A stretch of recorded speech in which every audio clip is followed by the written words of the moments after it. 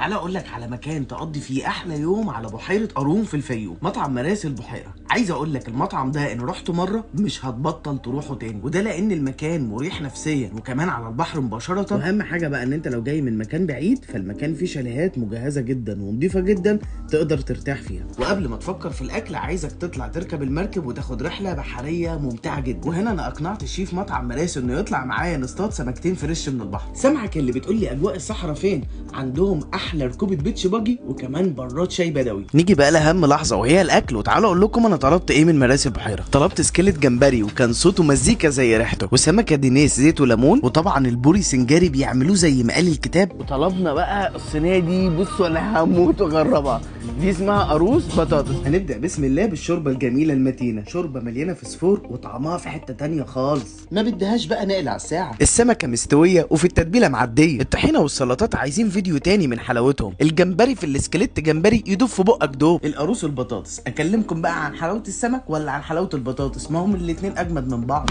حبيبي حبيبي حبيبي حبيبي حبيبي السنجاري البوري، اطعم بوري سنجاري هتاكله واتحداك. مش هتكلم بقى عن الجمبري صوص البتر فلاي، هسيبك انت لما تجربه وتتكلم عنه. تفتكر هيسيبوك بعد كل الاكل ده؟ ابدا، هيدوك براد شاي بالنعناع تحبس بيه. هسيبكم انا بقى واطلع اريح فوق في الشاليه. تصبحوا على خير.